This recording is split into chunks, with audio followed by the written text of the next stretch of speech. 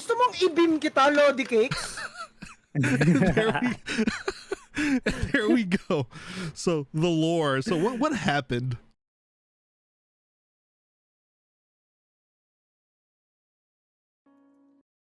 Yo, what's up, guys?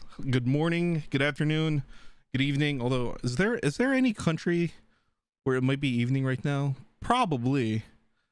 I couldn't exactly figure out which countries are, but hello once again. We are back. We are in episode 6 of the Cinnamon sessions. It's been a good 2 weeks since I've last had the previous episode with Hama. This podcast isn't sponsored by anybody, so if anybody wants to sponsor it, feel free. Bahanaman. Today we are joined by a very, very, very, very interesting and amazing guest. I cannot explain how absolutely excited I am for this show. His name is Nevz. All right, Nevz, go ahead, introduce yourself. Say hello to the crowd. Hello guys, what's up? Hello, this is Nevz. I'm a full-time streamer / content creator. Yeah, and that's basically it for me. From Cebu. Trust me, he is oversimplifying the introduction. Nevz, you're close to 60,000 followers. You have you just hit like 1 million likes on TikTok, and the important part to note about this is that you've only been doing this for a year. Yeah, that's true. Insane. Those numbers are absolutely crazy. Oh, and by the way, of course, I forgot to mention it just because I kind of jumped into the introduction right away. This podcast, by the way, is live streamed on Facebook and on Twitch, so feel free to watch on whatever platform you want to watch it on. But yeah, we have Boss Nevz, an amazing content creator for the most part. 90% of your streams tend to be Warzone streams, am I right? Yes, that's correct. Warzone content is my main focus right now. I enjoy it the most. I always advocate to my followers or my friends that just play whatever you like and what you enjoy. That's true. Have you always played like Call of Duty like ever since the beginning, or is like Warzone your first Call of Duty? Not really. I think I played Call of Duty. I think it was Modern Warfare 2 back in the com shop. Like back in 2013, 2012, but I never really played Call of Duty. I was more into like Dota, like Dota 1. Dota, okay. And Dota Sure. 2, yeah. Uh-huh. And that's where I got my background, like in esports and everything. Got you. If you don't mind me asking, by the way, just because this is I'm just gonna put this out there. I'm a married guy, and my wife is always she's always incredibly she's always incredibly vocal about when she thinks someone is good looking. And when I was talking to her about, oh, I'm gonna have Nevz on the show, she's like, oh wait, where's Nevz? Let me have a look at his page. She pulled up your Facebook page, and the first thing that she said was, "Oi, he looks good. He's really good looking." So I gotta ask, what is your heritage, by the way? Are you like? I'm half Swiss and half Filipino. There we go, bro. If you were to ask me, bro, you're like 20 push-ups, 20 sit-ups away from being the next Will Dasovich. I'm just gonna put that out there. So half Swiss. Were you born over in Switzerland and you moved over to the Philippines, or how did that go? Yeah, I was born in Switzerland. I grew up there. And Okay. when I was 13, I moved here to the Philippines. But back when I was a kid, I would always like come here for summer vacation. And every time when I would go back to Switzerland, I would always cry on the plane and tell my mom like, "Oh no, it's gonna be 1 year again before I come back here." I see. Okay. So, but when you were 13, that's when you moved permanently to the Philippines? Yeah, I that was see. permanently. Gotcha. Just me alone. Oh, wow, that's interesting, dude. For me, it's the reverse. I call myself the reverse Filipino because I was born here in the States, right? But then when I was 6, it's kind of similar to you, I moved to the Philippines. And then I didn't come back here to the States up until like 2015. So it was literally about 19 years before I came back here to the States. And I didn't want to come back because when you have all your friends, when you have all your family in the Philippines, it doesn't have to be the Philippines, wherever they all are, that's where you want to be. All right, so That's true. when was the last time you went back? You went back in Switzerland? I think it was 4 or 5 years ago. Like I Okay. would love to visit more often, but the plane tickets are just way too expensive, How, and uh I got a pretty packed schedule usually as mm, well. So I've always gotta figure out if it's worth it going back during that time. Yeah. Actually, my mom invited me to come home to Christmas this year, but I uh think it wouldn't be worth it with all the pandemic situation right now. dude, tell me about it, dude. The Because last time I was there was in 2019. Yeah, and my oh my wife god. is my wife is there too. I used to go home like Mm-hmm. almost every year, man, but it's been a long ass time since I've been back home. Mm-hmm. Dude, I gotta ask, how long is the flight from Cebu? Because that's where you're in right now specifically, right? Yeah. How long is the flight Yeah. normally, or how many flights do you normally have to take to go back to Switzerland? Uh, really depends on what planes I book. Like Uh-huh. there's some some flights where I just take like two planes, and then there's like some which I need to take three, but usually takes me about like I guess 24 hours. Yeah. Oh, Jesus Christ. Dude. 24 hours, 16 hours, yeah, somewhere between that. Depends on the flights I'm taking, yeah. I see. I see. Have you been to other countries aside from obviously the Philippines and where you're from? Have you Yeah, traveled?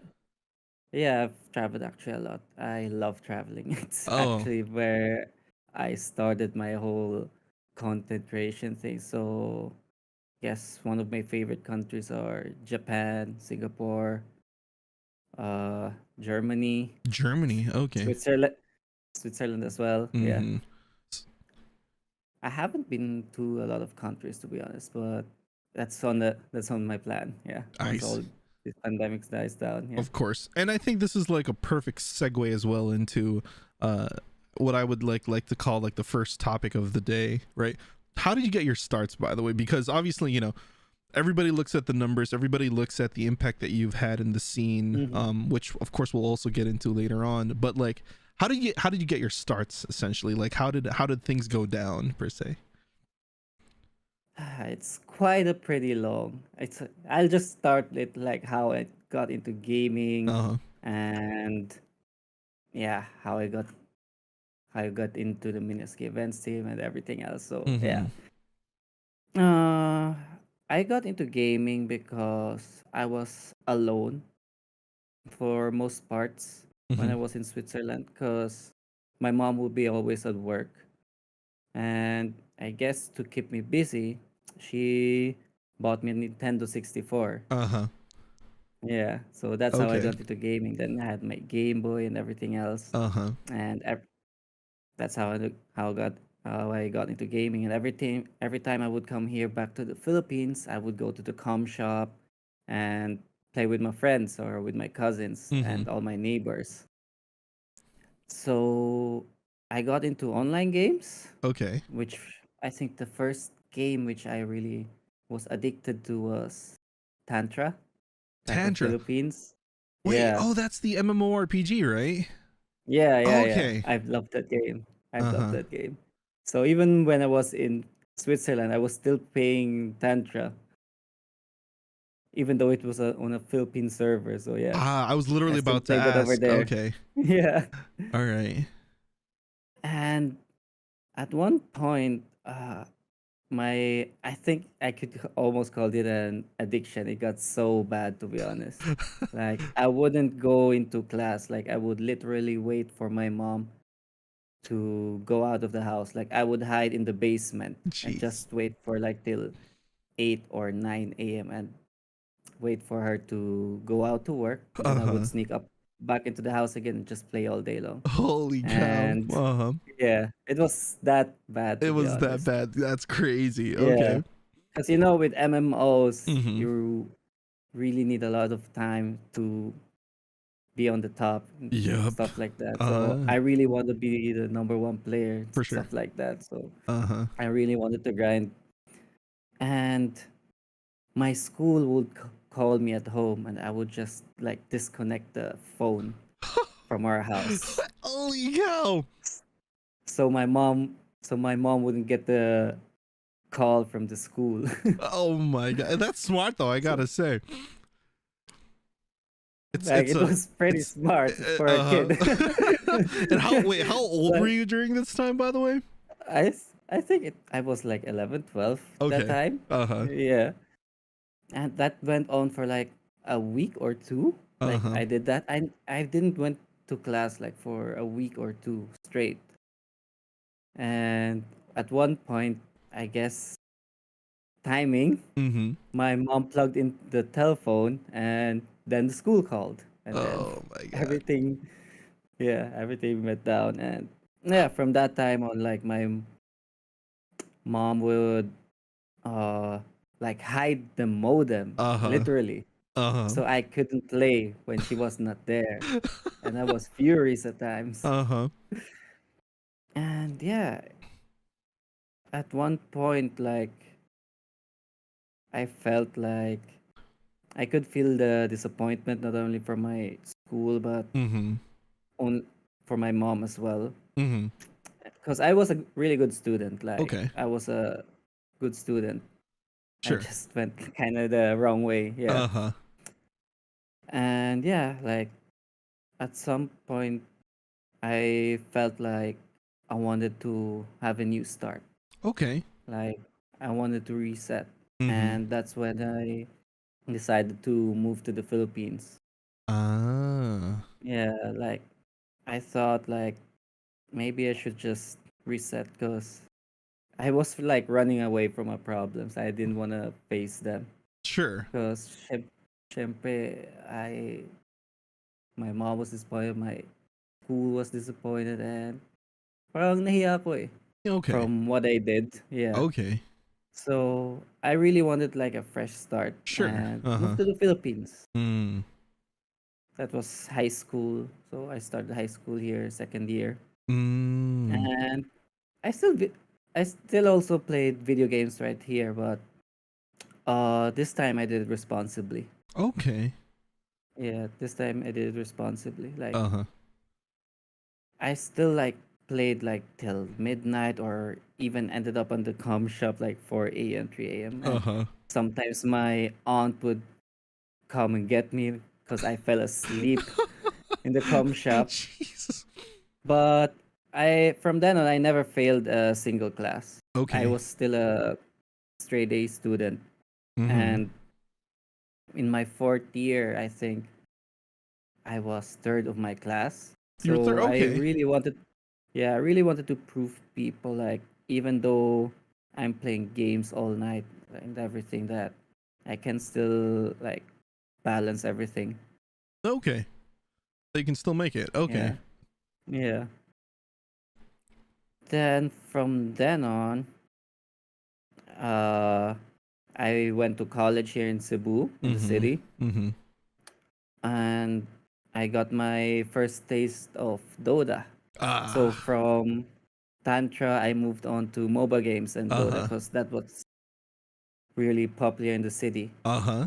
And I got to know some really popular players here, like GBB, Chibibi. Mm-hmm. um, yeah, um, if you know, Boombox, the player on TNC right now, Uh-huh. and all those other players. So Uh-huh. I've went with them on various tournaments, like going to Bacolod, to Tacloban. I just accompanied them. I didn't play Oh. in the tournament. Uh-huh. So I was just there as a friend, as a fan, supporting them. And we went also to tournaments to Manila, Uh-huh. the Miniski Pro Gaming League. Okay. And that's where I got my background in esports. And that's where I got to know several influential people like Ronald Robbins, the owner of Miniski, Uh-huh. Lon, Trike, Bianca. Uh-huh. And when they opened a branch here in Cebu, they were looking for a marshal.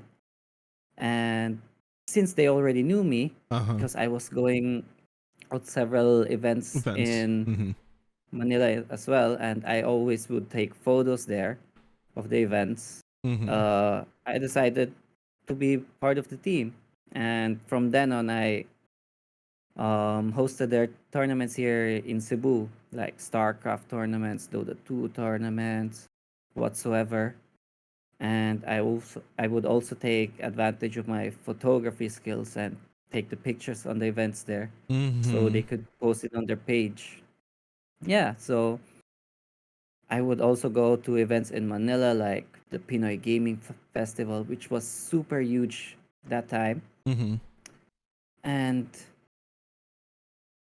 sometime in 2016, 2017, I just stopped.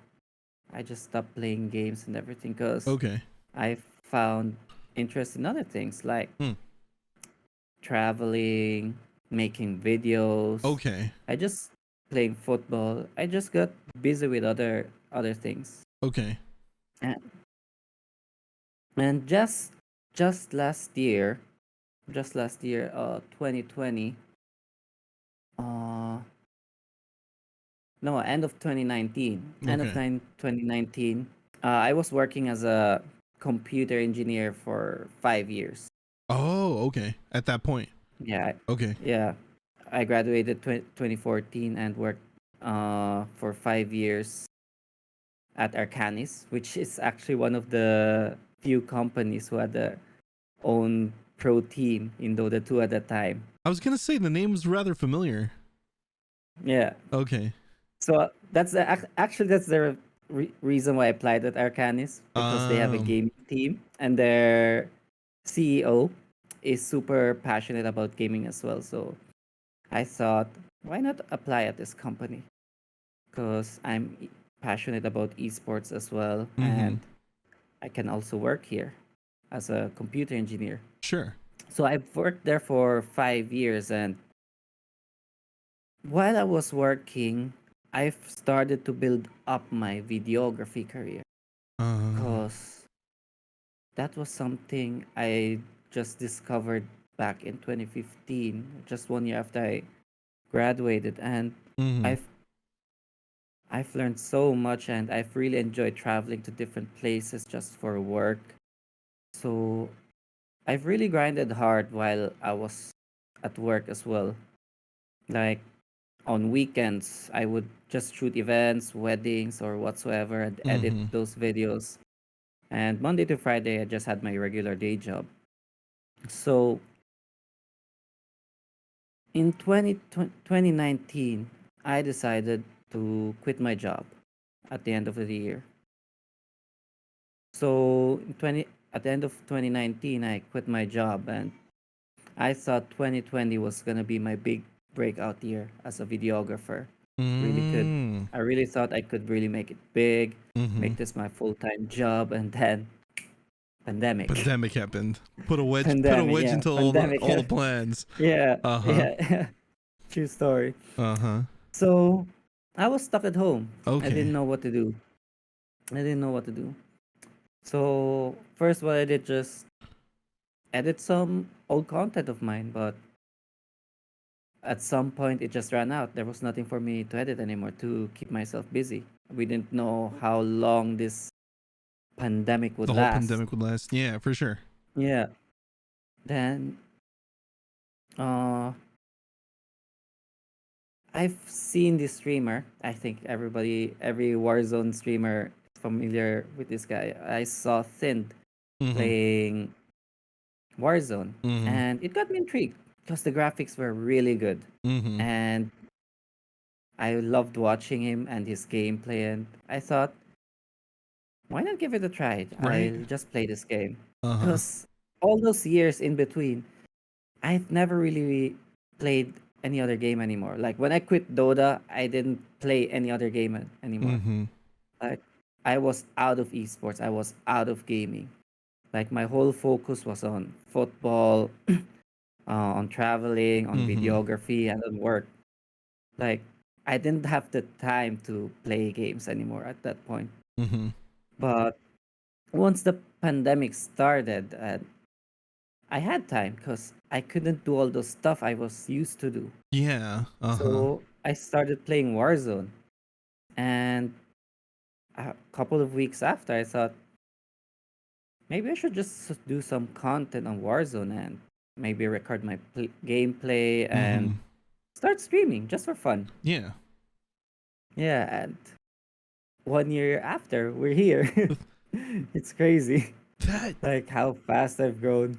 that that that actually I kind of had an idea. All right, so here's what, because obviously, like when I but for the people that don't know, by the way, I first met you, or I wouldn't say met per se. Essentially, we were in the same Discord, part of Team Underdogs at the time, right? Hmm. Unfortunately, I never really played Warzone, even back then, or even if I did, it was like super casually with some select friends. But I already knew you from there, and obviously, I pay a lot of attentions to streams that look good. All right, so when I Hmm. saw how you had all of your stuff set up, I immediately went over to your YouTube channel, and then I saw all the videos that you've uploaded like a few years prior, and I was like, wait, this guy's a professional at this. So I'm not gonna lie, my immediate assumption was that you really had um your starts fully in filmography and whatnot, or I thought that that's what you went to school for as well. So, but that's Yeah. crazy. So in a way, it was like an accidental start for you. Then it's like the Hmm. circumstances of like what was going on, wherein you were gonna go fully into vlogging or doing videos and whatnot for YouTube, but instead you had to switch over to streaming. Did you like watch streams like prior to like 2020? Were you into any streamers at No, the time? You weren't into it. no, no. I would occasionally watch like streams like from the big tournaments like Uh-huh. Dota 2, especially Mm-hmm. the international, but Mm-hmm. I never would really watch like other streamers or such a thing because I simply didn't have time because Sure. my schedule was packed. Like Monday Uh-huh. to Friday, I would work. In between in the week, I would play football in the evening after work. And if I'm not playing football, I would just edit videos. And then on Okay. the weekend, I'm off shooting a wedding, concert, whatever, and then Going to I'd be events. editing again. Yeah. Yeah, Got you. like I was that busy to be honest. Like literally didn't have time to do anything else.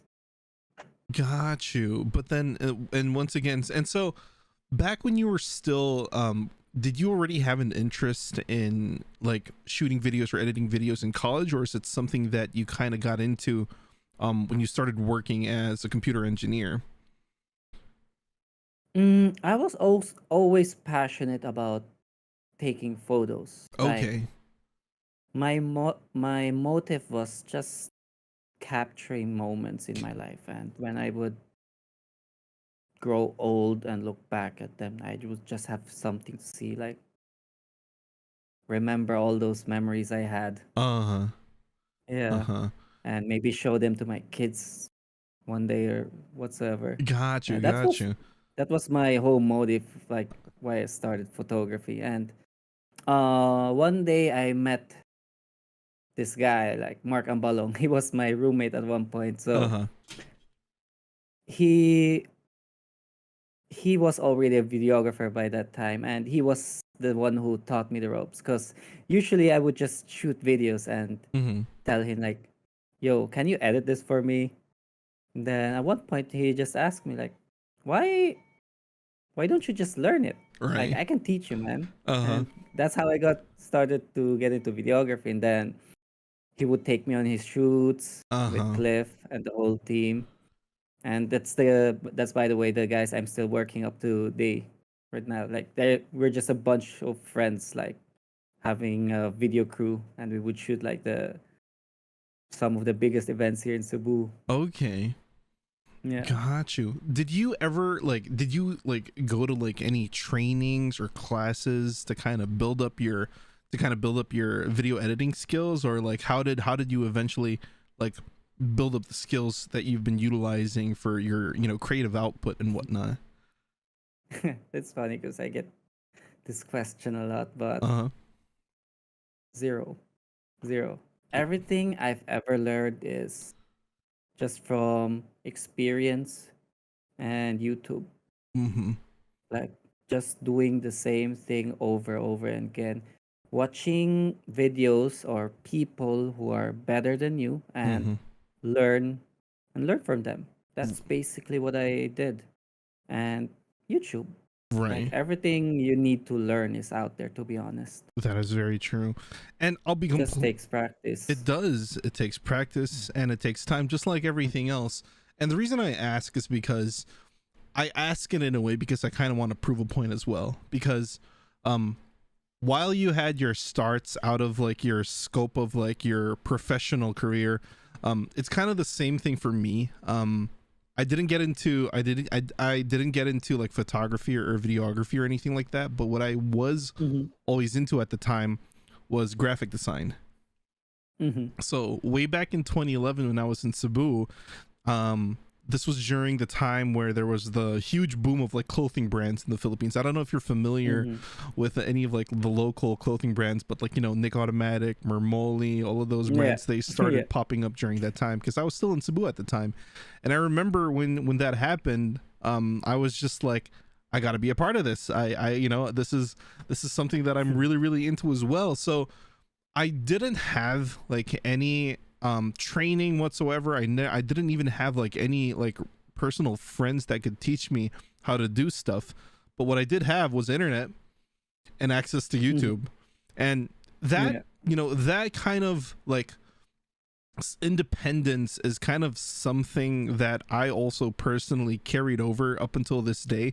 And it's probably the one that that helped me the most with the content that I try to put out. Because when people ask me like, oh, like how did you learn to, you know, make all the graphics that you put on stream, like how did you learn how to like edit your videos, I'm like, I just looked up, I just know what I want to do and I look it up on YouTube and bam, I just follow the instructions Yeah. from there.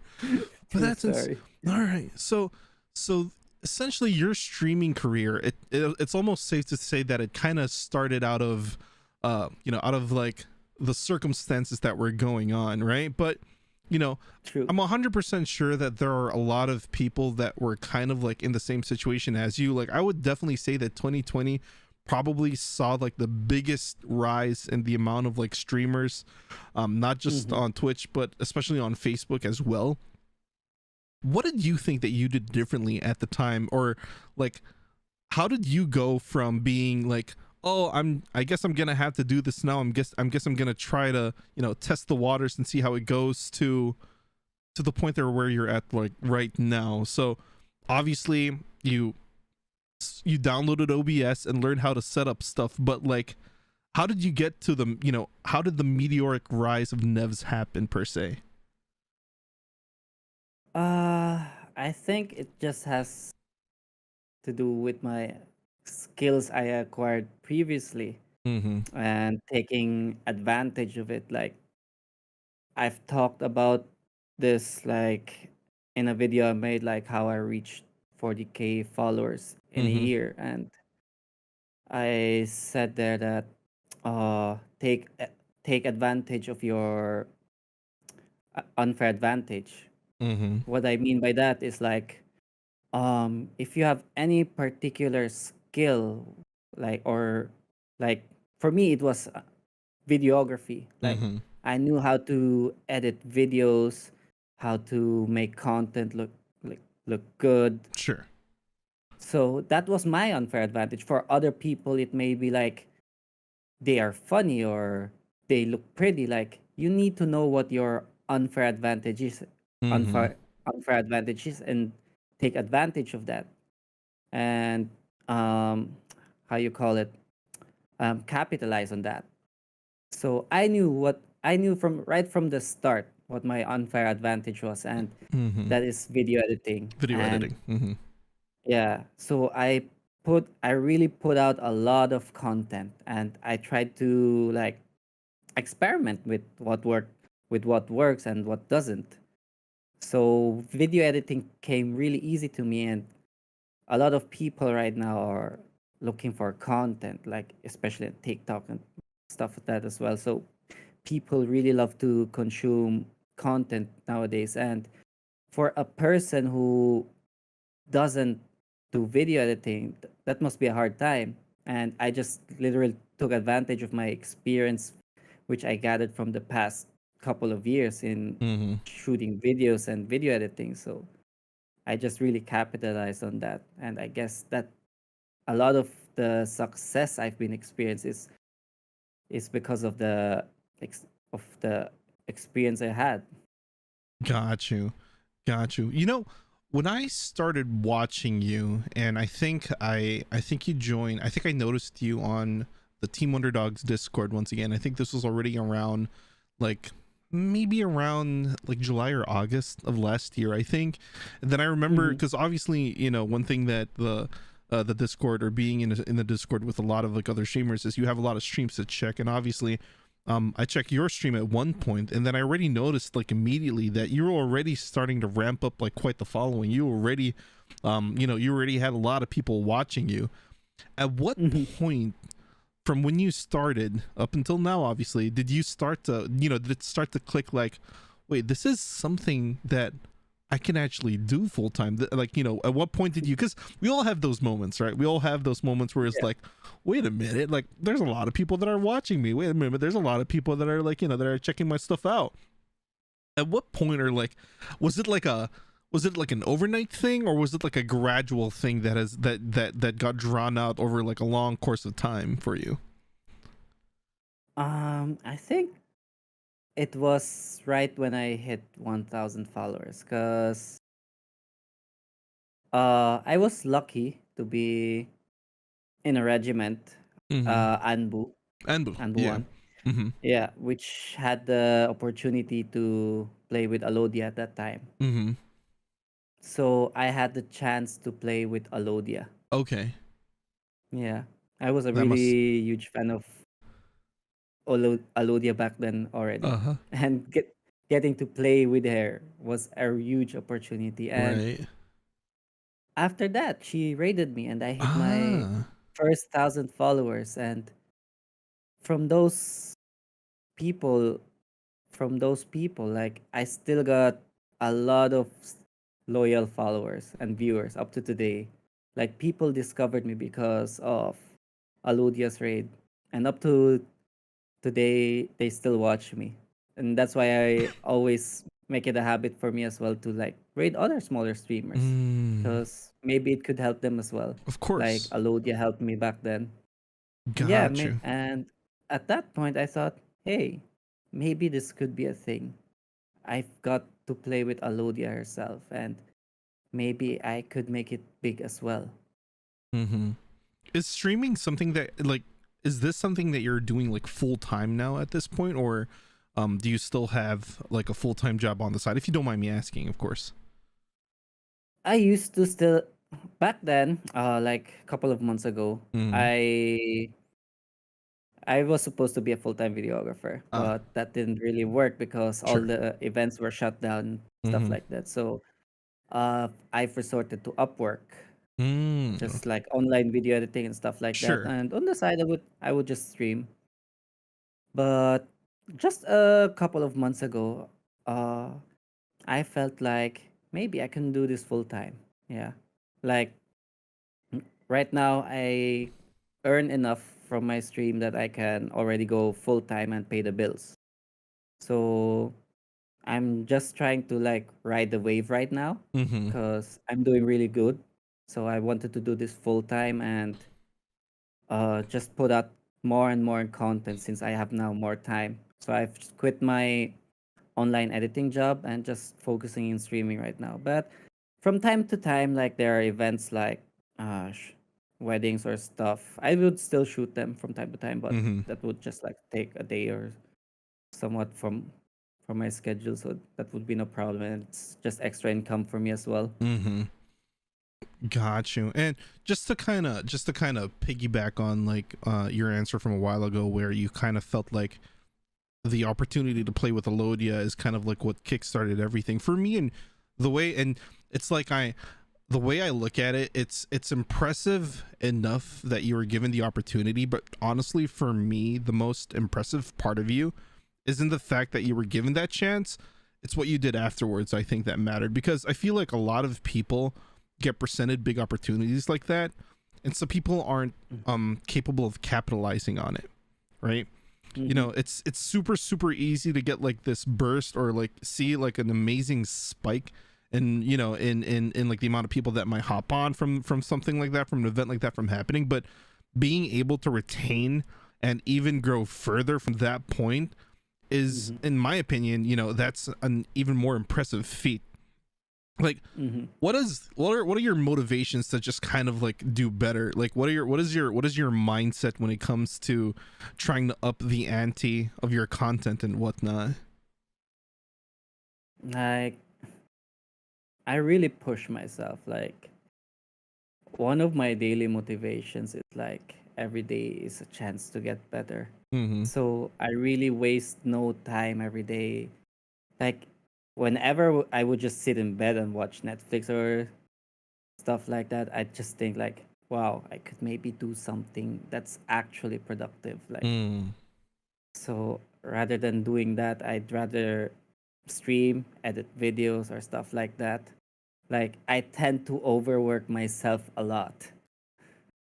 And at points I even get burned out.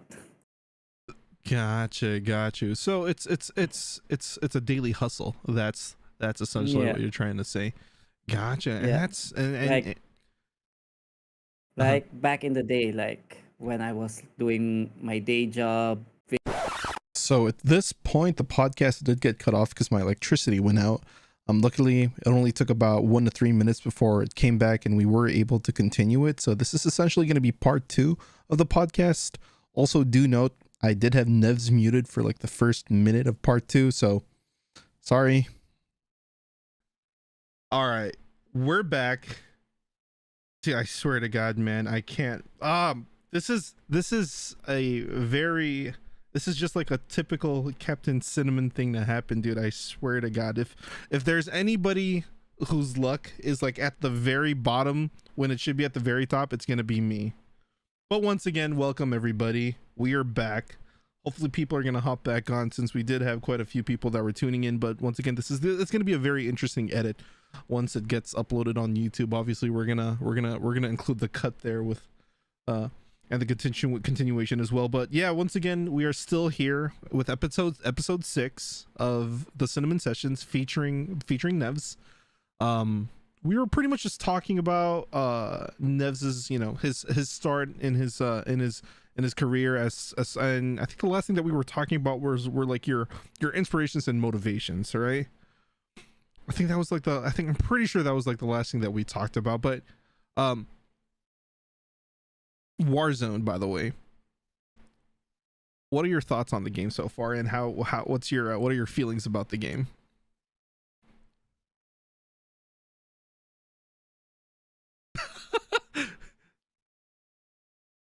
Oh. Uh-huh.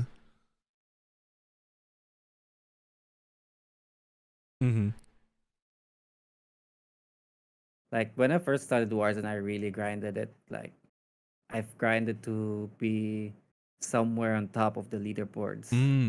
But at one point when I got there, like I didn't even care anymore. The game just is too repetitive at the moment. Like, there's nothing else you can do than just sweat it out and get the highest kills as possible. Like,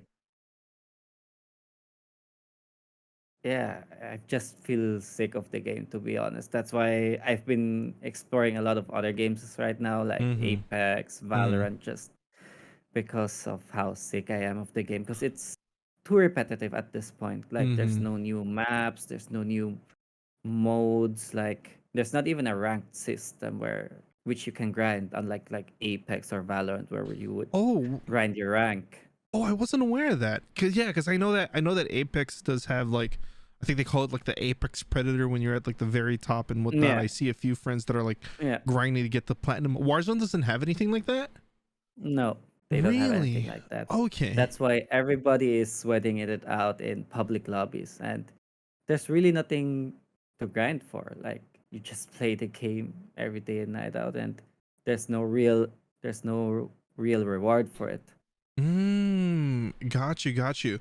Didn't they make like an announcement recently of like some changes that were coming to the game? I remember I saw a post from you about an hour before we started the podcast But what was the announcement about, by the way? Because I had like a brief glimpse of it, but I couldn't remember from the hell of me right now, like what it was about. So they're bringing a new game, Call of Duty Vanguard, Okay. and they're finally gonna bring an anti-cheat, which Ah, has been it's been overdue it's for a been year, long to be honest. overdue. Yeah, Warzone's Gotcha. been plagued with cheaters. Like literally the worst game at the moment, You know, plagued by I cheaters. find it to be incredibly ironic that they're calling it Call of Duty Vanguard, because Vanguard is like the anti-cheat for Valorant. Yeah, yeah, So it's funny to be honest. I honestly feel like it's like a marketing ploy that that they kind of brainstormed. He's like, you know what's gonna pop up when we mention anti-cheat? Vanguard.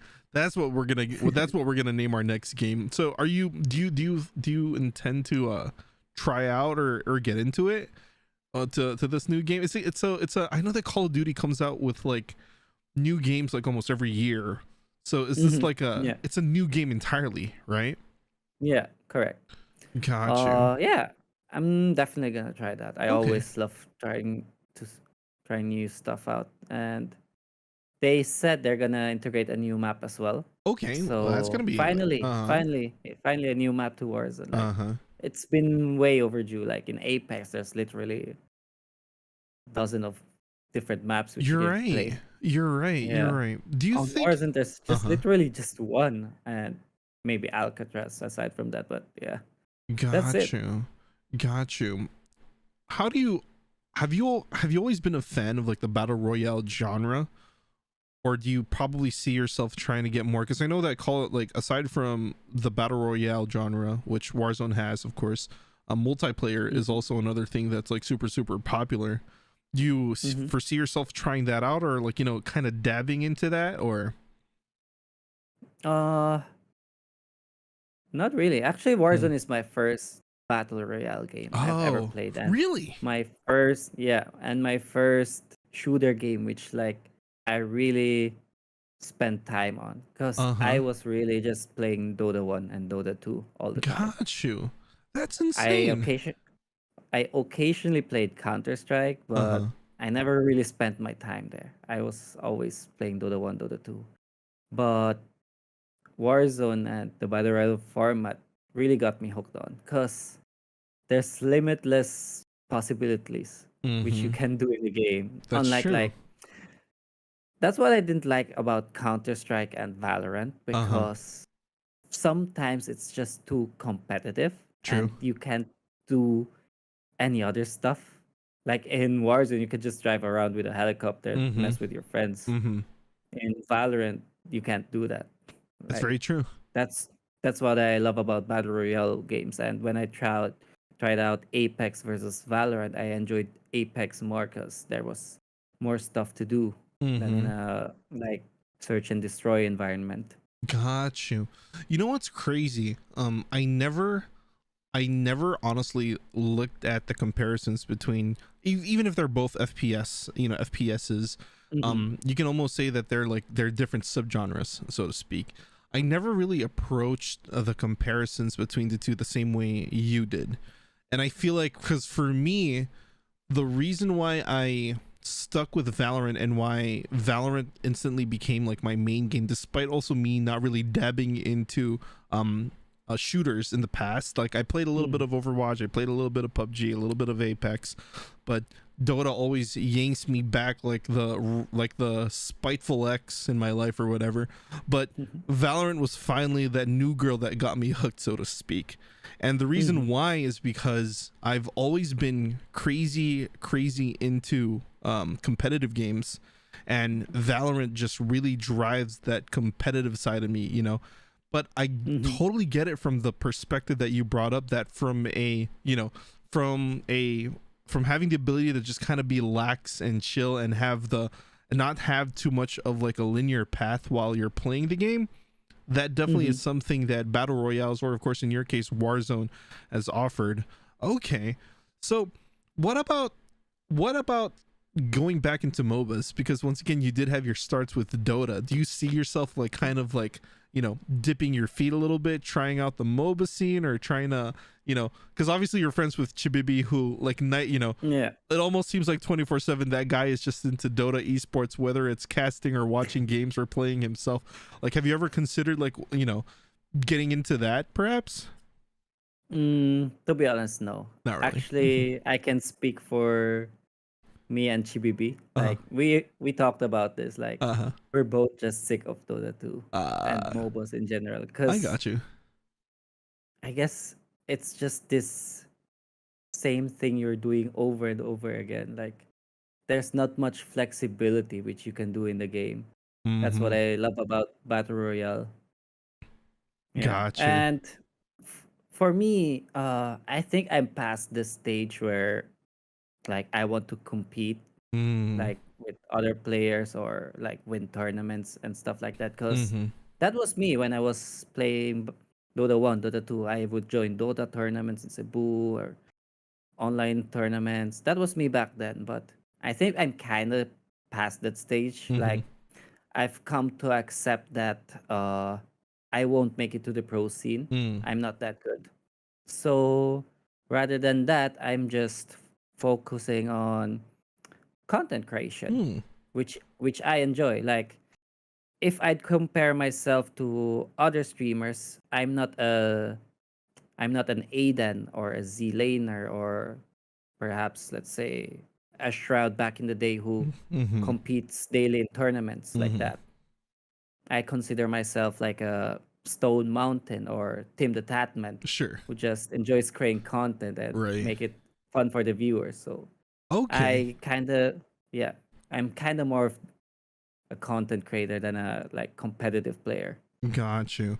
And I feel like now that I think about it, once again, with you offering those statements, now that I think about it, like that's something that Warzone will allow you to do, because when it comes to, I've always been on the fence when it comes to streaming a game as competitive as Valorant, because I'm Mm-hmm. always I'm always honest to myself with the fact that if you're streaming a game like Valorant, and if you want to be successful at it, you have to be either number one, already have a community that's willing to back you despite how you play the game or despite how bad you are at the game, Mm-hmm. or number two, you have to be crazy good, because why is anybody going to watch you play in your gold or platinum lobbies when there's, streamer XYZ that's Mm-hmm. ranked number 50 to 100 in the world? So that's always been Mm-hmm. kind of like my internal, how do I say, debate going in my mind. Whereas I feel like when you're in Warzone, you have a lot more flexibility in it, which once again, from the perspective that you brought up, it's literally just a realization that I just made. And it's crazy too, because that you mentioned getting burnt out from Dota 2.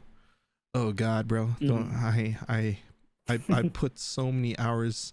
How many hours do you have on Steam for Dota 2, by the way? I If you I could don't still. know. It's not even that much Oh, okay. because to be honest, most of my time was in Dota 1. Like Ah, okay. literally after class, I'd be in the com shop and sometimes like Friday night, I'd Uh-huh. be still in my uniform. Uh-huh. Then I'd end up walking out the com shop next morning on a Saturday, and Uh-huh. everybody would be in their like um NSTP uniforms, like your National Service Training Programs Uh-huh. T-shirts, Right. and I would be still in my uniform. And oh, this guy did an all nighter in the com shop. Right. Wait, I gotta Yeah. ask, which internet cafe did you used to go to in Cebu? Uh it's pretty popular if you're from San Carlos. It's called Ghouls. Bro, wait, Yeah. did you used to go to San Carlos, to TC? Yeah. Bro, I Yeah. used to be in goals as well till early mornings. That's crazy, dude. At one point, we were probably there at that internet cafe at one point and had no idea. That's crazy. I literally just got goosebumps. I remember there was this one time, because I used to live in Talamban in Cebu. Hmm. I remember at one time the electricity, and I used to live with a roommate, but sometimes he'd go back home to San Carlos. So every now and then I'd be alone.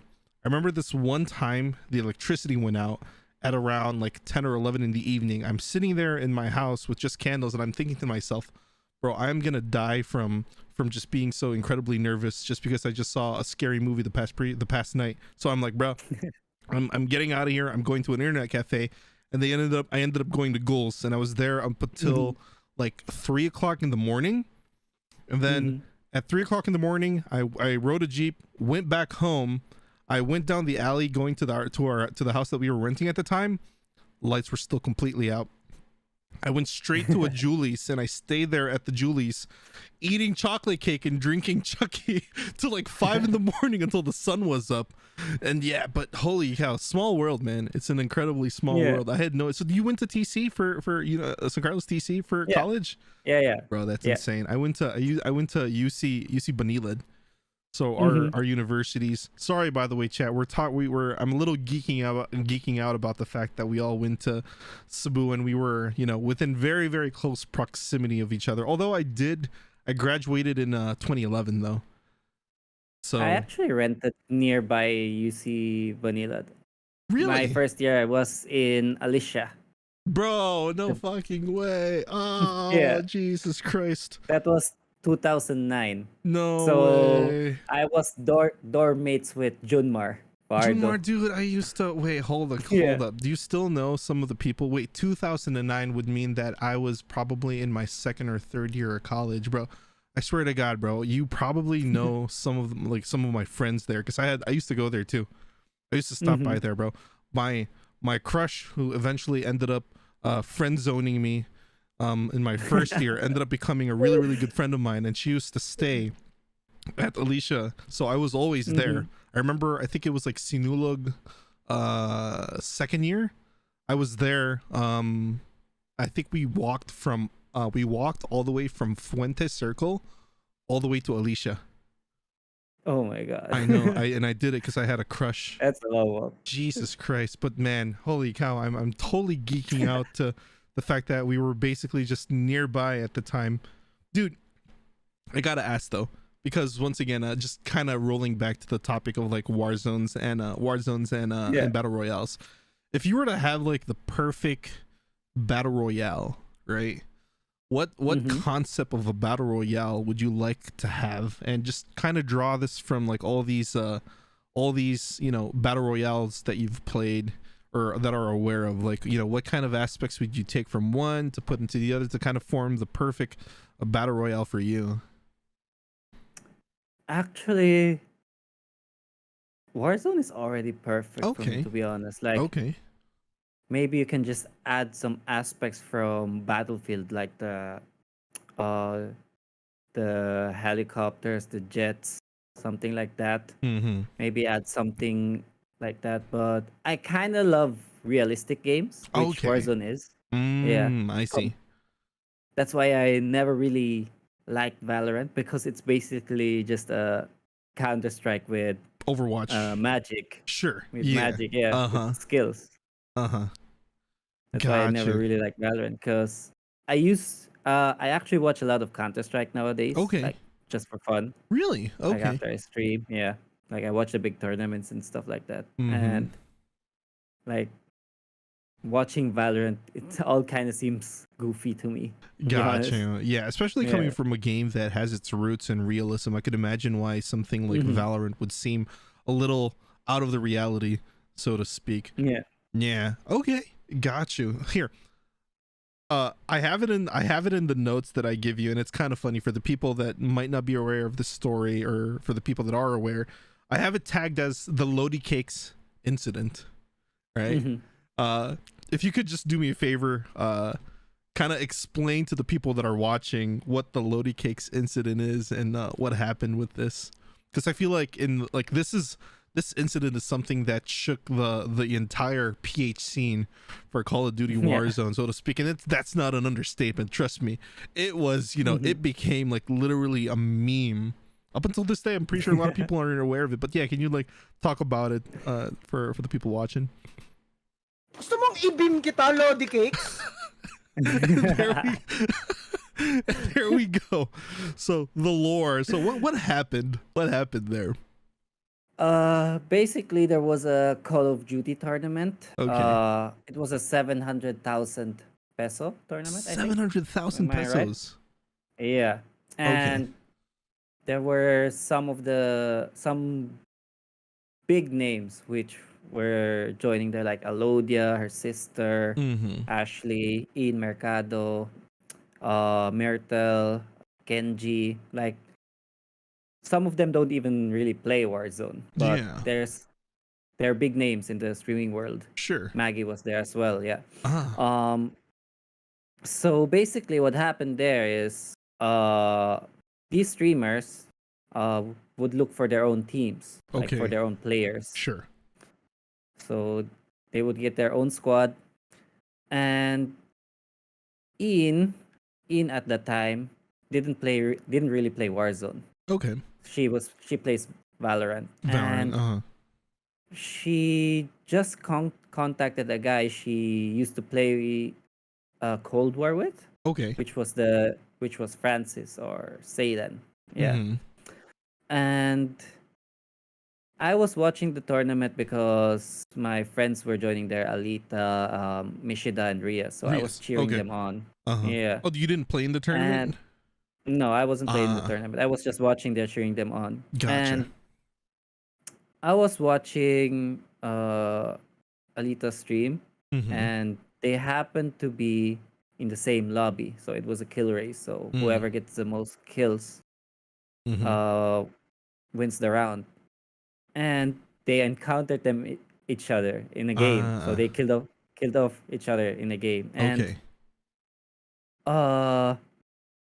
when that guy Francis shot Mishida, Uh-huh. Mishida was like, cheater ba to? Like, I even have it on my soundboard. Cheater ba to? Like, completely innocent. Because Uh-huh. if you're playing Call of Duty Warzone long enough, Mhm. you can tell if somebody's cheating just from the from how fast it takes to kill you. Like you know how fast it takes to kill you from a Uh-huh. normal player Uh-huh. compared to cheater. Uh-huh. So he was like, cheater ba to? Then Rias was like, no, sila in yan. Sila in yan. So okay, we didn't think about it anymore.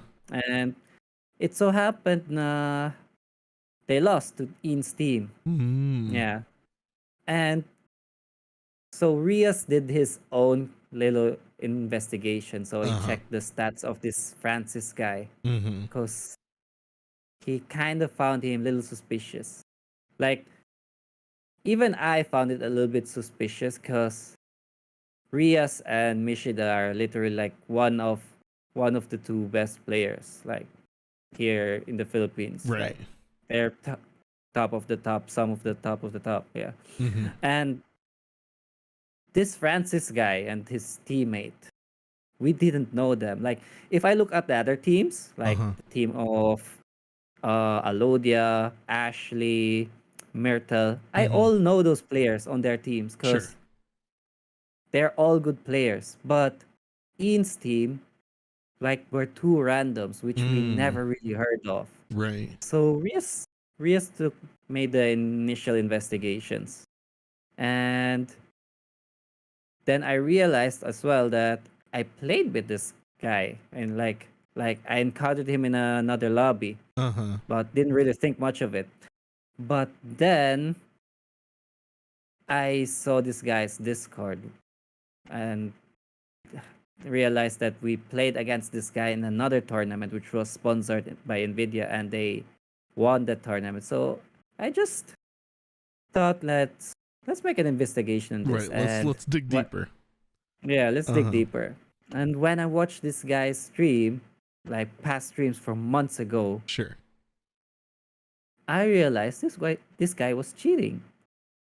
And then when I looked up Ian's stream, I digged into Ian's stream, like when she was spectating, when she was dead. The gulag. Watched this Francis's perspective and thought, like, who plays like this? Like, the way he plays is super odd. Like, if you play Warzone long enough or FPS games long enough, like, you can tell that there's something off with this guy. And that's why I digged into the stream, and that's where I found out that he was cheating previously. Like, he was literally aiming at a wall, tracing an opponent. And like, then other players were coming up with the same accusations.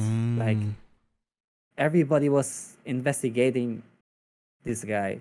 So I thought to myself, so it's not just only me who's having the suspicions. So I made a video about it, and the guy acknowledged that he was cheating. He did, right? Yeah. Gotcha. It was insane. So the way I ran into the video, I just saw that you had like a premiere scheduled for it, and I was like, wait, what is this? What's going on? And then, do you remember how many people were watching the video when it premiered? Because 2000. there were like 2,000. So once again, for the people that don't remember, or for the people that aren't aware, right? You prepared a whole video, right?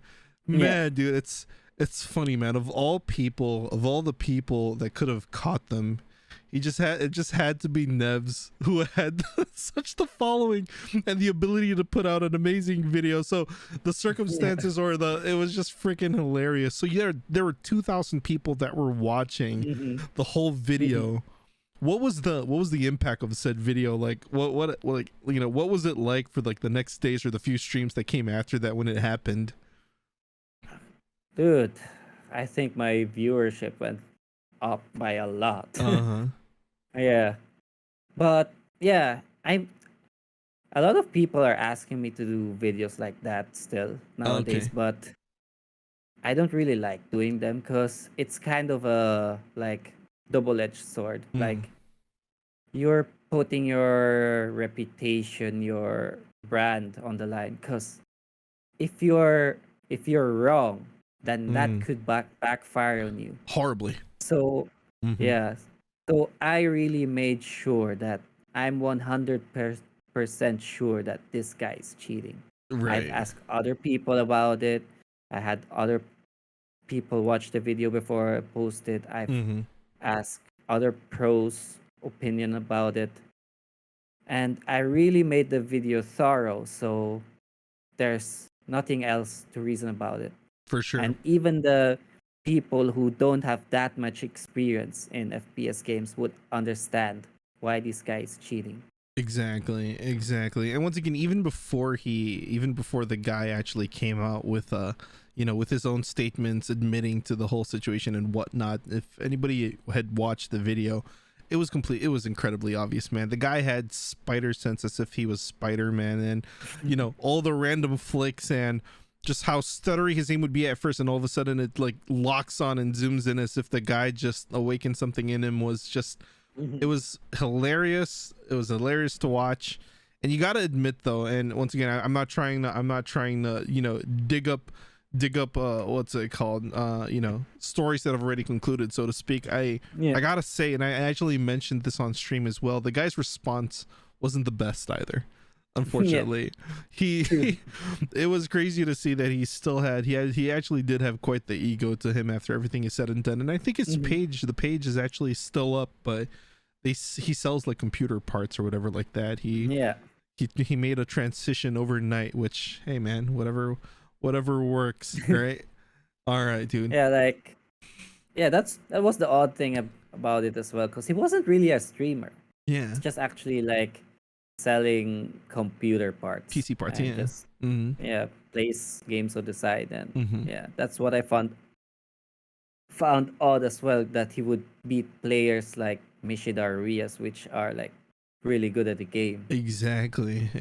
You know, if you're that good at the game, I mean, definitely someone should have, you know, I would have like immediately capitalized on my skill and tried to be the best streamer out there. But yeah, he really wasn't. It almost felt like he was just doing it casually, and here he was casually winning a 700,000 peso tournament. So it really pissed me off, to be honest, because there are people who like pouring their hearts into practicing every day, playing the game every day, trying to get better. And then come these people who don't give an F about it and just try to take a shortcut. I just hate people who don't want to put in the work and try to take a shortcut in life, like in general. Not just in gaming, but in general in life. Right, that's true. And it's another thing to cheat in public lobbies, but to do it in a 700,000 peso tournament, Nah, Yeah. bro. That's even worse. That's even worse. Dude, so what was I was And oh, to add to add on that, not only uh did it damage his image, yeah. but also Ian, who picked him as a Who picked teammate. yeah, Like, that's true. I can only imagine how stressed Ian was at that point. Like, I told her, Ian, like, I'm sorry I made this video, but I really need to do it. Like, Yeah. it's not for me. It's not for me, and I don't want. It's not for me to boost myself or like my content. Mm-hmm. Like, one thing that pissed me off, like, which he said, like, is, "Oh, you're just doing this for content or something Oh, like that." that Oh was yeah, in that's his one of apology, right? yeah, that Code was in code his apology. apology. Like, yeah, like that really pissed me off because the only reason why I really did it was to raise awareness of it and to do it for the community, like to tell the community that this is not okay. Exactly. That's very, very true. Man, I swear to God, the ego of the guy, man. But hey, man, you know, some people are just like that.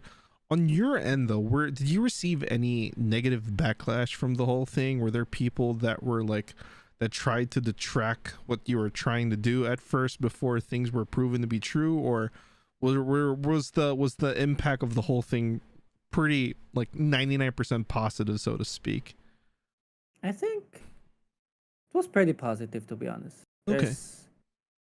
There wasn't, because I think everybody can relate to it, like cheat cheating. Right. Nah, Uh-huh. And it yeah. was, and for the most part, man, it was just like it was a hilarious video, man. I remember Mhm, the Call of Duty Warzone Facebook group was just mhm, cluttered with memes and clips of the same mhm, the same thing. People were memeing the crap out of it. So in a way, you could say mhm, it was quite the cultural impact, so to speak. mhm. All right. But back on the thing you just said, like if I experience a backlash, I just did on one of my more recent videos, which Oh. is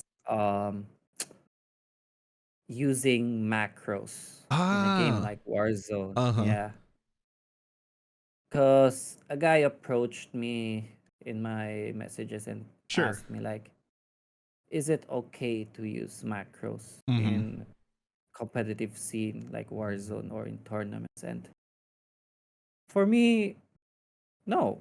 Like, you're letting a program or computer do the clicking for you, because Mm-hmm. basically what the guy did in this tournament was, um he had a single fire, a semi-automatic weapon, Sure. and due to his macro, he could made it fully automatic. Damn. Yeah, And he used it in a which the tournament. game, Uh-huh. yeah, and he used it in the tournament. It was a huge controversy, Uh-huh. and like I received backlash from that because I wasn't in the tournament, and apparently I didn't know the whole story. Mm. But for me, that wasn't the point. I Mm-mm. didn't know. I For me that wasn't the point. Like, I didn't know the whole story, but the reason why I made that video is to raise awareness or ask people their opinion if using such program is fair in the competitive scene. Sure. Like, in some of the people's eyes, they thought like I was siding with the people who complained, although the Mm. tournament organizers like um already resolved it, and Okay. they still actually won the tournament, even though they deducted the points for the first game where They still they ended up winning. used that macros. Yeah, they still Mm. ended up the winning. So for them, the issue was over. And for me, it wasn't really about the tournament or the like what happened in the tournament. For me, it was just like asking people or raise awareness if using macros is okay. Mm-hmm. So that's what I said earlier. Like, I don't really like doing these videos like about cheaters or issues like that, because it's kind of a double-edged blade, and you're True. really putting on your brand, your credibility, Mm-hmm.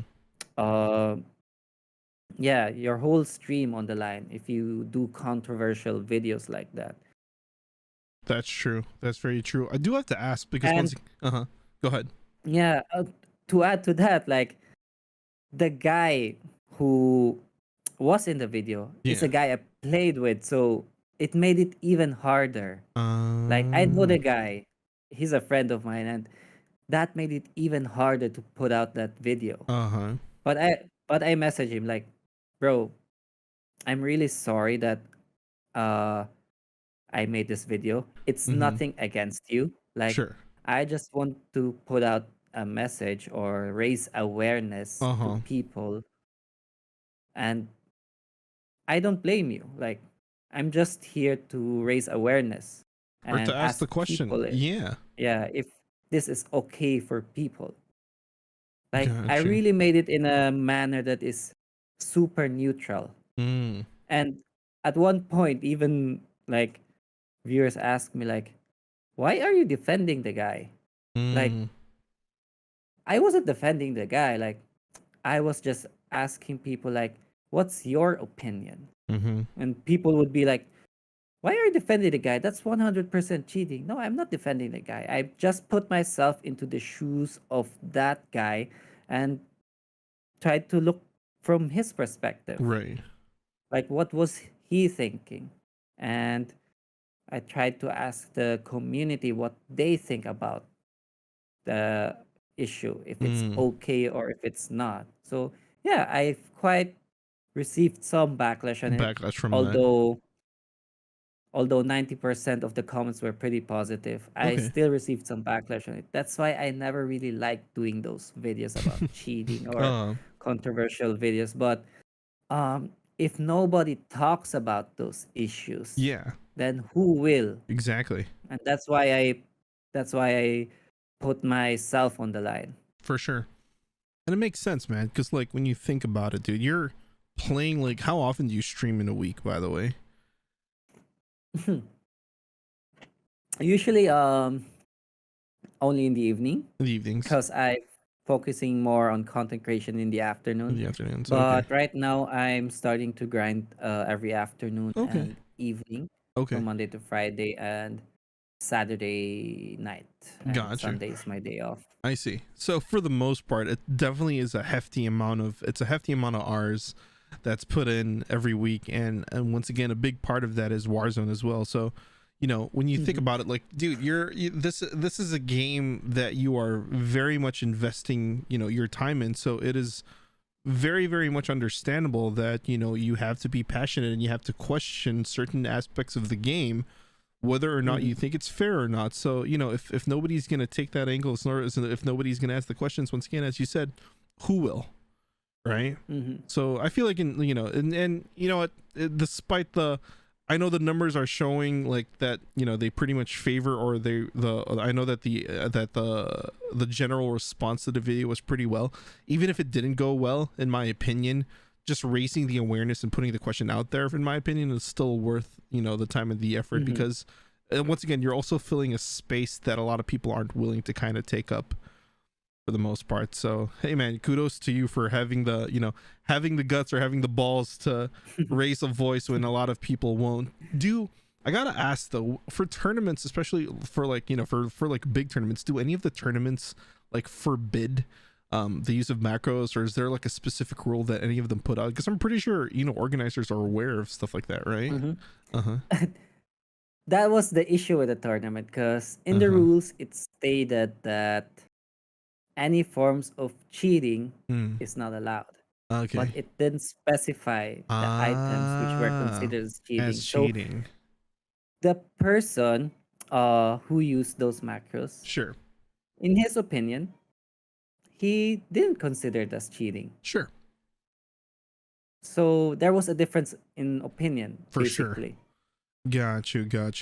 So And what I suggested in the in the video yeah. is that when you make tournaments, you Mm-hmm. just need to specifically write that in the rules. So there are no like loopholes or something, For or a sure. difference of opinions for the Gotcha. future. Exactly. That makes sense, right? When a rule is set, then it just becomes black and white, right? If everything is Mm-hmm. outlined, I feel I completely I kind of understand then what happened if they pretty much just stated that way, where like, oh, no cheats are allowed. Doing so, it doesn't cover the gray area, which once again macros I think occupy, because at that point it isn't exactly that clear. So yeah, I feel like that in itself should solve like a lot of problems. I think recently Valorant, specifically the C region, kind of had issues. There was a team that had issues with rules because they essentially abused a bug. Are you familiar with Cypher, the guy with the camera? Mm-hmm. So Yeah. a team called X10 that's based in Thailand exploited a bug with Cypher's camera. Mm-hmm. Essentially, in the newest map, Breeze, he placed his camera in a spot that was basically undetectable by the enemy. So they Mm-hmm. basically just got free vision, and essentially they were essentially dinged with a punishment where they essentially were dinged with like one loss moving forward. Mm-hmm. Eventually they bombed out of the tournament anyways. They ended up like not winning any like matches at all, so in a way it didn't really matter. But apparently, according to them, it wasn't clearly specified like what exploits, or I think it wasn't specified that bugs were not allowed or whatever. So once again, the organizers just have to kind of do their part and make sure that everything is laid out before the whole thing Mm-hmm. happens, or the whole event happens, and that way things like that could be avoided. All right, man. So just to kind of go back to kind go. of kind of similar with the international tournament. Oh, Like, do you watch the international Dota 2 sometimes? of course, absolutely. Yeah. Uh-huh. Do you remember that incident where with Dendi, Ah, the Pudge of hooked to the course, fountain? of course. Yeah, that's a TI2. classic. Of course it Yeah. is. Absolutely, absolutely. And yeah, I remember the video, because I think Valve put out like the international archive, or Mhm. the vault or whatever. There was like a clip of Loda just going around complaining. It was like, how is that even legal or whatever? Yeah, But hey man, exactly. it's in the game, and if Dota is known for anything, it's always going to be bugs to some extent. Yeah. So if it's there, it's Valve's fault for not fixing it, and they weren't punished for it Yeah. anyways. And for the most part, you know it ended up being like such a cultural thing in Dota scene. Like, it's something that people would always kind of reflect on. Remember the good old days when you could pick when you could pick Shen and Pudge and just hook people all the way to the base. Those were good Yeah. times, man. Those were good times. But going back, by the way, just because we're kind of winding down to the end of the podcast, we have been quite at it for quite a little bit. Just circling back to this whole journey of yours so far, and obviously it's very, very much safe to say that this journey of yours hasn't reached its end, right? I wouldn't say that this journey. I would say that you're nowhere near your peak just yet. For you, I feel like the sky's the limit at this point, right?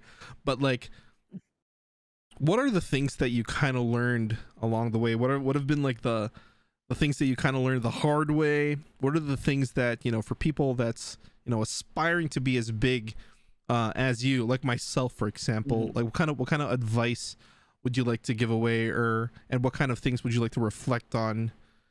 Mhm.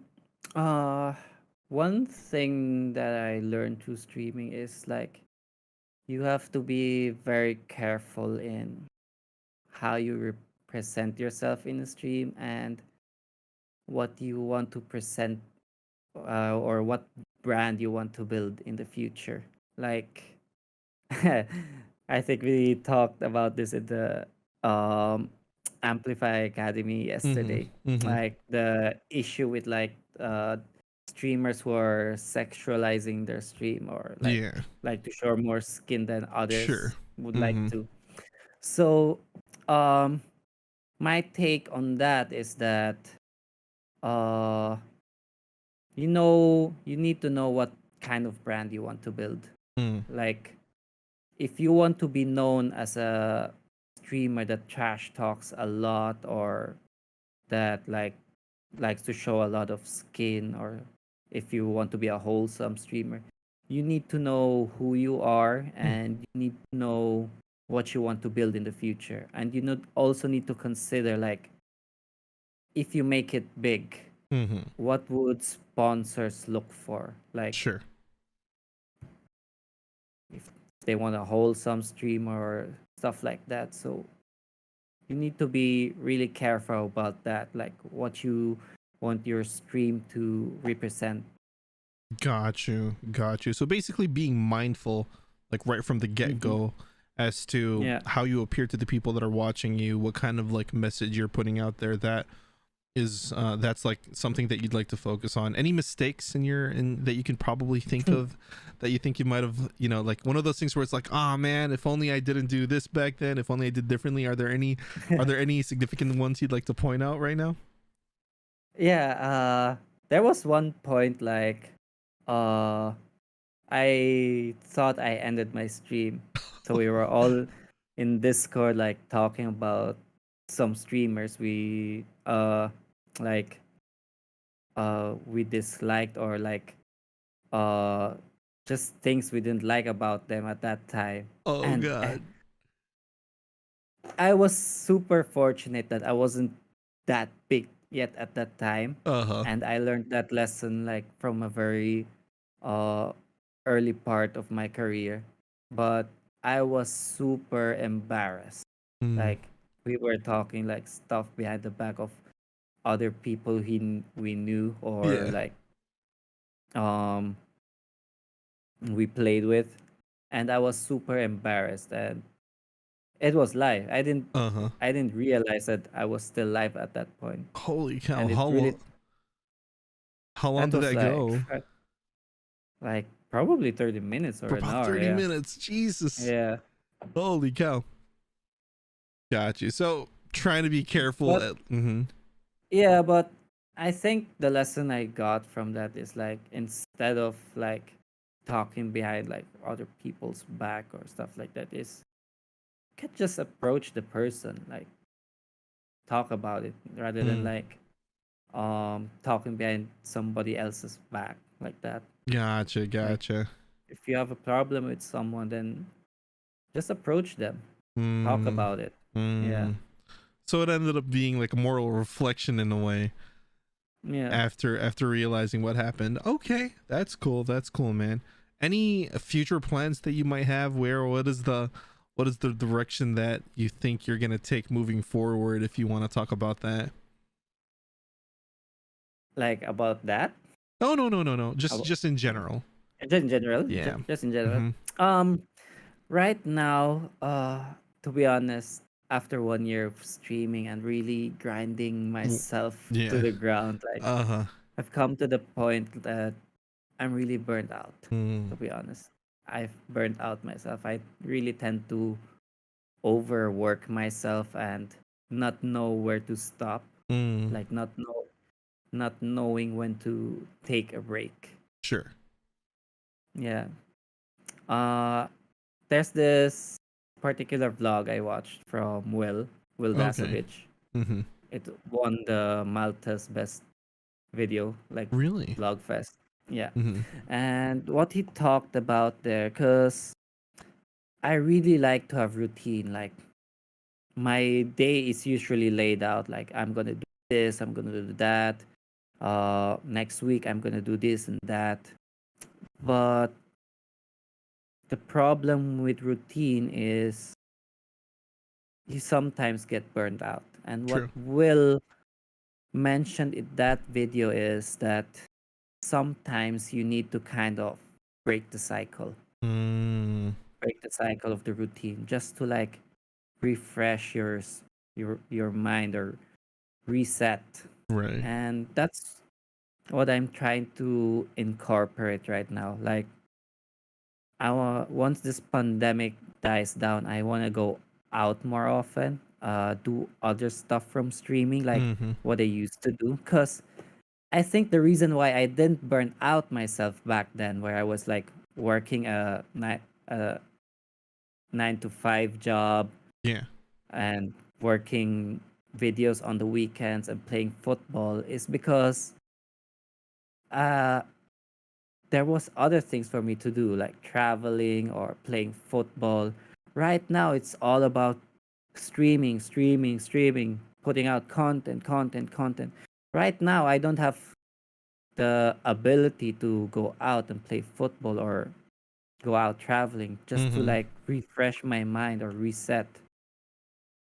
And right now, I'm trying also to like put out more travel content, which I Mm-hmm. used to be passionate about. Sure. Cause yeah, uh, my manager right now like pushed me to like put out more of those contents because Mm-hmm. she fin she finds it na sayang. Yeah. Like she saw my stuff, what I'm able to do, what I'm Mm-hmm. able to create, and sayang. Like Yeah. if I don't continue putting out those contents, like from my times when I travel or doing like travel videos. So she wants me to push myself to do those contents as well, aside from streaming, because that's what makes me unique. That's what makes me different from Right. the other streamers. Got you. Got Yeah. you. So I'm leaning towards into that direction, like creating more like lifestyle or content, travel content.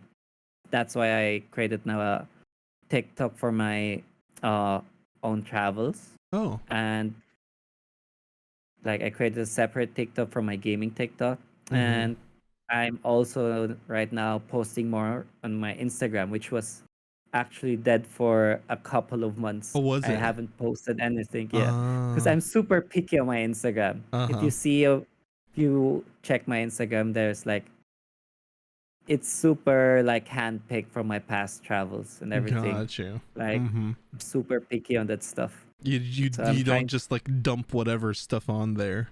Yeah, It's yeah. curated or whatever. Okay. So I'm trying to push myself right to that direction so I can have more like a balanced lifestyle. Like I can still go out, Mm, do my travel stuff while I'm also doing like content for Warzone and streaming. I see. Do you possibly see? Are you familiar with the Twitch streamer Jake? Jake. I think his full Twitch tag is like Jake and Bake. I think that's what his full title is. Mm, Like mm. way I prior haven't to heard for him. okay, way prior to like the whole pandemic happened. He's probably one of those streamers that's just constantly traveling, and he has an Mm-hmm. IRL backpack with him that he carries with him, or if it's not an IRL backpack, he uses just like his phone to stream while he's going about doing his travels. Do you see yourself possibly doing something like that? I know that your travels, the way you kind of talked about them a while ago, was like Mm-hmm. your travels would be like an escape from the streaming part of it, so they're kind of like Mm-hmm. separate. Do you possibly see a combining that for stuff that you plan to do in future? Yeah, probably because I know I can't be away from this platform for a very long time. Mm, So maybe if I like go home to Switzerland, I'm pretty sure I'm gonna stream from there as well right. whilst I'm traveling or I'm just Uh-huh. at home. Or Yeah, yeah, I just have to figure probably a way like where I can do the both things at the same time. for Yeah. sure. For sure. And I'm pretty sure, man, a lot of people, including myself, would be really, really excited to see whatever stuff you put out in the future. But, anyways, Mhm. Nevs, I feel like we've kind of drawn to the end of the podcast. I always end the episode the same way. I have like a, I don't know, I guess you can call it like a mini game or like a little mini activity, whatever. Essentially, you're stuck in a deserted island. There's no way of contacting the outside world, nor do you have any way of escaping this island. And you have to pick one thing from one category that you can have with you. All right. Number one is a game that you can play for the rest of your life. Number two, Mhm. let's say a fast food chain that you can have with you to feed you while you're there. Number three, Mhm. someone to be with you, one person. And lastly, a TV show or like a movie series that you can have with you that you feel like you wouldn't get bored watching until the day you die on this deserted island. Let's start with the first one, the game. Mm. I guess Warzone. It'd be Warzone. Although I am sick of it, Uh-huh. al- although I'm sick of it, like Uh-huh. I still believe it can.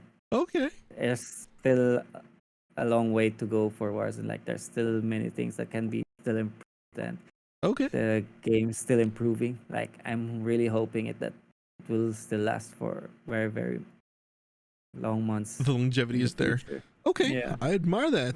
All right. Number 2, what food, fast food place, restaurant, kind of meal, and this once again, this is going to be on repeat for the rest of your life on this deserted island. Probably tough choice. Guess I just love burgers, Burgers. fries, and Okay. chicken. Yeah. All right. So probably McDonald's or something like that. It's probably McDonald's. All right. That's a fair Yeah. choice. That's a fair choice. The next one was a person.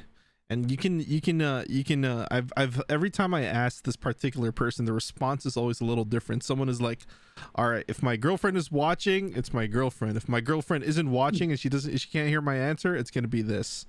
I'll leave it up to you the way you want to answer it, what you want to, how you'd like to answer that. But if you can have just one person with you, who would that be?